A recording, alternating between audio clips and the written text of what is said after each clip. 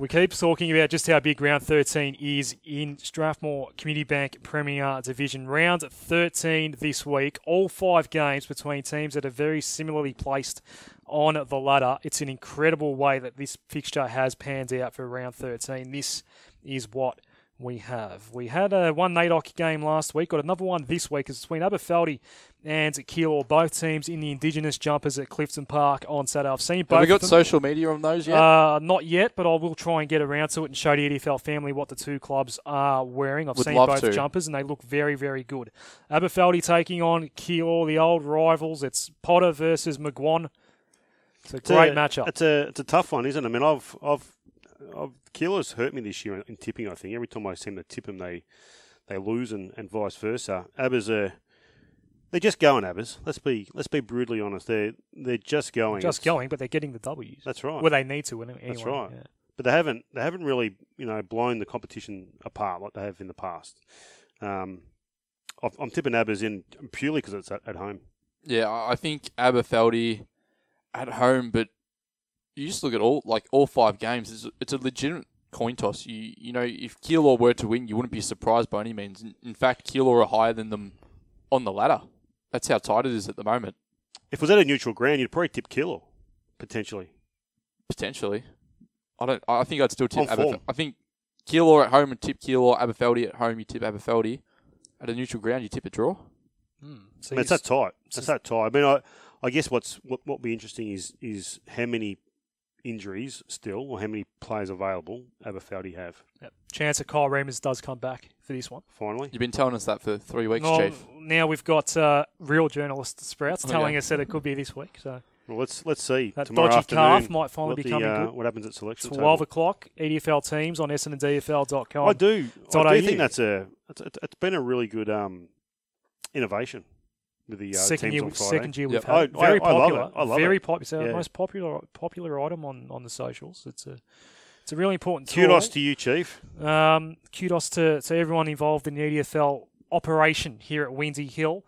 So you two are going Aberfeldie. Teams to be being announced right now down at Clubland Thursday night. Well, next year we might go Thursday night with the EDFL teams. We need to get some live feeds. Yeah. I mean, Benny McManus should be able to feed us. In more ways than one. So you two are going Aberfeldie. We'll straighten up here. Yes. I'm giving the piggy bank tips. Piggy bank says Aberfeldie as well. Second biggest game, just as big probably. Pascoe Vale taking on Greenvale at Rayburn Reserve. Paco lose this. I mean, is it curtains? Is it top 4 done? They got to think about moving their home games. Greenvale. Greenvale again, a team that they're not really flying, are they? Greenvale. Not particularly. They've got a couple of injuries. Their form's been poor. A couple of players overseas, I think, as well. Chapman one more week? No, back now. He's back officially. Yep. He can go on the ground. Yep. Yeah. It's so weird that we talk about Rayburn Reserve. You know, the flip side of this this contest early in the year, Pascoe Vale probably played their best game of the year at Section Road. You take it to Rayburn Reserve and you're just not sure. I think Pascoe Vale, they've been inconsistent, as have Greenvale, but I think Pascoe Vale, with the talent they've got on the park at the moment, the Ross boys. But the Ross boys, if they don't play, could that tip it in Greenvale's favour?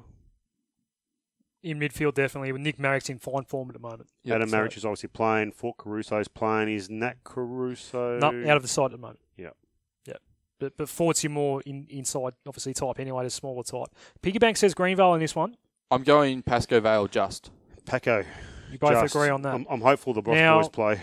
This is a big game. If Essendon Doutta Stars is any chance of avoiding relegation, they must win this game. And it's probably the first time this year they will come into a game as a genuine favourite. Well, they host West Coburg. They are in better form. Absolutely. They have to be favourites. Absolutely deserve to be favourite. They've been great the last 4 weeks.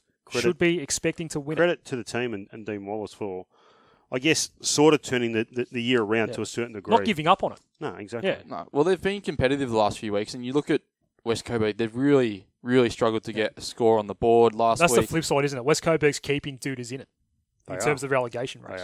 West Coburg have been very bad. Poor. Last week against Marby, 5-4-34. Can't score. The week before that, at Aberfeldie, 6-4-40. They're struggling to kick more than 6 or 7 goals a game. Can't score. I mean, Rory Cleary, Daniel Archer, they've got good pieces in that forward line. Is Archer, did he play last week? I think he was in the teams, yeah. Yet again, you've asked me a question without notice. Nah, I'm pretty sure I've seen him back in the side in the last couple of weeks. I'm going Essendon Doutta Stars. I think this is their week. So does a piggy bank. This is their week. If West Coburg are going to win... Oval. It is very open there, though. Yeah. It's going to be a big night down there on Saturday night. Well, that's the thing. It's such an open ground. West Coburg, if you see them winning games for the rest of the year, you feel like it's going to have to be a tight, sort of scrappy, really contested game. As it was the first time these two teams met on Match of the Day. An open, flowing, high-scoring game isn't going to suit West Coburg. We'll see. Dry conditions in the lead up to Saturday and dry on Saturday as well. So no rain. Should be good. Next game. Hopefully plenty of goals. Sprouts. Next game, Strathmore taking on Maribyrnong Park. What a game. What a game this is going to be. Absolute belter. Who's the ground suit? I think that dissimilar. They're not that. They're pretty similar grounds, aren't they? I think Strathmore. I mean, it's a pretty small sort of ground. I don't think it's. I think you really need some, your inside players like your Keishas and Yakabuchi. So I think it'll be suitable for Strathmore. And I think you've got to play the wings well at Lebanon Reserve as well. That outer wing especially. Yeah. Along the creek. No, you've got to play those wings really well. It's critical to defend well on those wings. But also... Because you see so many teams kick the ball out on the full out there when the pressure is hot. But attack as well. Yeah. When you need to. So, yeah. Look, I mean, Maribyrnong Park moved the ball really, really well, I think, off half back and through the middle. Yeah. As a rule. So if they can cut them up a bit through the middle and get some good entries and give their forwards the opportunity, I think they'll just win. Yeah, I don't think a ground like Lebanon Reserve does too much against a Marby Park. I think the Lions win. So does the piggy bank. Gee, we're all in agreement so far here. Final game, Glenroy taking on Avondale Heights. Broadcast this match the first time around. Glenroy, a very impressive win on EDFL Match of the Day. That day, this one is at Sewell Reserve, sunny Sewell. Glenroy, safe from relegation. Yes. No chance of making finals. Probably the same case for Avondale Heights, but maybe a sneaky relegation. Glenroy have done what they set out to do. They've consolidated. They're already in 2019 mode. I mean, they're best of the bottom four. Which is, by far. I think that's a great effort in itself. And they could claim a scalp or two above them in the remainder of the season as well.